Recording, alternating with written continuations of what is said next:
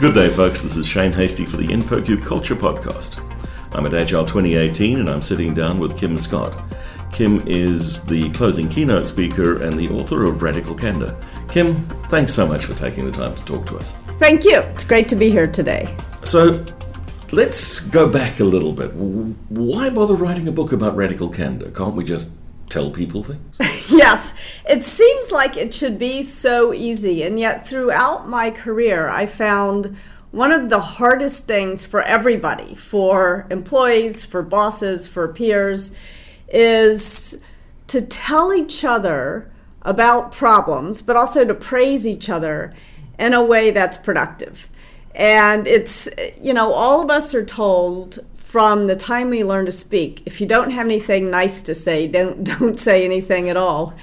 And now all of a sudden, it's your job to do it. It's your job as a colleague, it's your job as a boss, it's your job as an employee to point out problems, but also to show what success looks like, to show the great stuff that is going on. And it's so rare. This is why I call it radical candor. And all I really mean by radical candor is care personally. Working together is actually, you do develop these very personal relationships. They're different than other relationships. They're not friendships, but they are very human, because when human beings come together to collaborate, it's an intensely human thing. There's a lot of drama. So you've got to care about each other at a personal level, but you also must challenge each other directly. And it's hard when we've been taught since we learned to speak, if you don't have anything nice to say, don't say anything at all. And on the other hand, you have the people who feel putting you down is somehow motivating. Yes. Yes. It's funny, the nice thing about having two dimensions is that you can be really clear about what happens when we get it wrong on one dimension or another. So caring personally, challenging directly, hard because of training you've had since you first got your first job. You're 18, 19, 20 years old, and somebody comes along and says, be professional. And for an awful lot of people, that gets translated to mean leave your true identity, leave your emotions, leave your humanity, leave everything that's best about you at home and come to work like some kind of robot. So you can't care personally if you're showing up at work like some kind of robot. And then this reluctance to hurt people's feelings is very natural, not a bad thing, reluctance to hurt people's feelings. But if you can overcome those two things and challenge and care at the same time, that's radical candor. But what happens when we fail on one dimension or another? So when you do challenge directly, but you forget to show you care personally, I call that obnoxious aggression. And I used to just call this the a-hole quadrant because it seemed sort of more radically candid. But I stopped doing that for a really important reason, because when I did that, people would use the radical candor framework to judge others, right? They would immediately start writing names in boxes. And I beg of you, don't use this framework this way. It's a compass. It's a compass that can help you guide conversations in the right direction. But you really need to be clear on where you're going wrong. The opposite problem of this obnoxious aggression is when we do care, when we care so much about somebody else, we're so reluctant to hurt their feelings that we fail to tell them something they need to know. And that I call ruinous empathy. Empathy in general is a good thing, but when it paralyzes us from doing our best work, then it becomes ruinous. And of course, sometimes we all fail on both dimensions at the same time. We neither care nor challenge. We're sort of silent, and then we backstab, we political behavior, passive-aggressive behavior, and that I call manipulative insincerity. So, and you were quite clear there, it's not somebody lives in one of those quadrants, one of those spaces. It's we all move in and out of them. Yes, unfortunately, we all spend a lot of time in all four quadrants. And probably most of us spend most of our time in this ruinous empathy quadrant. Because by and large, I've found in my career, most people are pretty good people. They really do care. And especially as organizations grow and you don't know each other that well, it's scary to challenge directly, and reluctance to do so sets in. But that's how the gravitational pull of organizational mediocrity sets in. Because what happens when too many people are being ruinously empathetic is that the people who are the jerks, the people who do behave badly, who do challenge and don't care, they actually have an advantage. Because obnoxious aggression, at least you know where you stand with someone. You know? In fact, part of what got me thinking about this was early in my career, I had started this software company, and I got an email with the same article attached from about 10 different people at the company. And it was an article about how most people would rather have a boss who's a total jerk than one who's really nice but incompetent. And I thought, am I getting this because I'm nice but incompetent or because I'm a jerk? And I'm not sure which is worse. And I realized actually the nice but incompetent was even worse.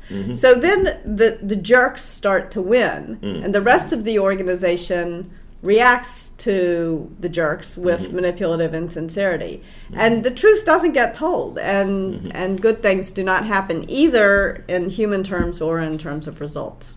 You get mediocrity. So people find themselves in that situation. What are the steps to move towards the radical candor? Yeah, there's a really important order of operations. I'll be self-critical, I'll give myself some radical candor here.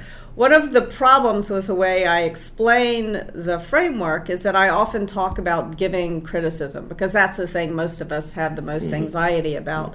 But that's the wrong place to start, actually. Radical candor is first and foremost about soliciting criticism, about understanding the other person's perspective, because a lot of organizations have feedback debt, but they also probably have even more feedback debt than technical debt. And so one of the problems is when you have something you've been holding on to for a while and you haven't said it, you can no longer see the other person's perspective. So you've got to take a step back and ask that question: what could I do or stop doing that would make it easier to work with me? Make sure you're dragging feedback out of people. And it's hard because people don't want to give you feedback. You know, you've got to ask that first question. You've got to ask it in a very precise way. And by the way, if you cannot imagine those words that I just uttered coming out of your mouth, what could I do or stop doing that would make it easier to work with me? Don't say it.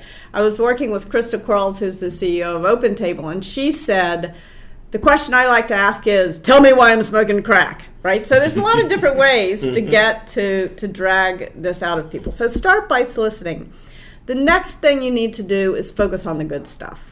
It is even more important to show people what success looks like, to praise, to give public praise, than it is to give private criticism. So next, make sure that you're really focused on the things you appreciate about the people who you work with and the things you admire in the work they do. And once you've done those two things, and I'm not talking about months and months, I'm talking over the course of days, not weeks even. But once you've gotten yourself in the right mindset, so you understand the other person's perspective, you've got top of mind what you appreciate about them, you've even given voice to some of that, then it becomes much easier to say, look, I see a problem and I think it's a solvable problem. I think I can help you solve the problem. Is now a good time to tell you about it. And you want to make sure that when you offer that kind of criticism, you offer it like a gift. You offer it humbly, because it's a gift in one of two ways. Either you're pointing out a problem that somebody can fix, and by pointing it out, you give them the opportunity to fix it. Or you're pointing out something that you believe is a problem, but you're wrong. And only by telling the person what you think do you give them the opportunity to change your mind. So be open. A lot of people go into a feedback conversation thinking they must convince the person they're right. But sometimes you're wrong when you're offering feedback. What if you're the only one doing it? What if all those around you don't want to hear this? Yeah. I think one of the most important things you can do to encourage radical candor is, first of all, be open to it yourself. Once you demonstrate that you really believe it's a gift by asking for it and reacting to it, rewarding the candor. And rewarding the candor is important because you're going to be in one of three different situations. Either you agree with the feedback And then it's easy. You fix the problem and you're kind of theatrical about who told you about the problem and why you fixed it and how grateful you are. But it's not enough to be grateful. You actually have to fix the problem. Now, there are other times where you agree that the problem is a problem, but it's going to take a little bit more time than you want to fix it. So, for example, I was working with a guy who told me that I interrupted him in staff meeting and that it was undermining for him. And I knew this was true. I'm an inveterate interrupter, as you can probably tell from our conversation. And I knew that just because he had told me this, I couldn't just change that lifelong bad habit like that. But I wanted to show him that I heard him, that I cared, and that I was trying. So in my next staff meeting, I got one of those big fat blue rubber bands like comes around a stalk of broccoli, and I put it around my wrist, and I said, Russ tells me that I interrupt him a lot, and I know that's true, and I probably interrupt all of you, and I want you to know that I'm aware of it, and that I'm sorry, and that I need your help to change my habit. So I want you to snap this rubber band every time I interrupt somebody. And we had a dynamic on the team where people were happy to snap the rubber band, and it was good in a couple. One, it was excellent Pavlovian training, right? It hurt, so I was reluctant to interrupt. But more importantly, it showed the steps I was taking. It made listening tangible. It made rewarding the feedback tangible. And it made it more likely that people would come to me with other problems. And then last but not least, you're going to get some feedback that you just disagree with. And this is radical candor. I'm not going to say, pretend you agree when you disagree. So how do you deal with that situation in a way that doesn't demonstrate defensiveness?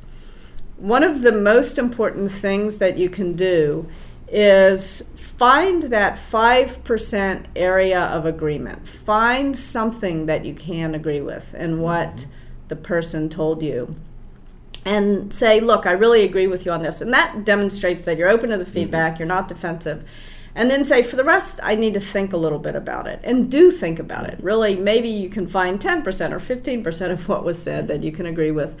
And then get back to them. Don't just say thank you for the feedback, because that is going to be seen as a brush off and you'll never get feedback ever again.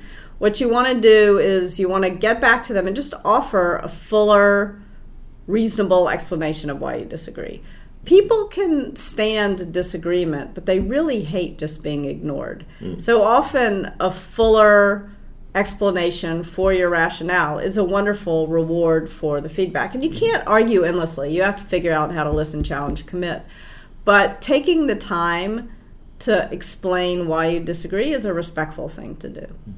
This doesn't happen overnight. No. Radical candor is really about fundamental behavior change.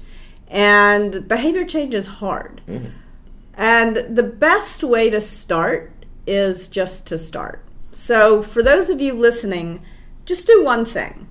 Take out a piece of paper. Don't do it if you're driving, but as soon as you stop, write down what is the question that you're going to ask somebody.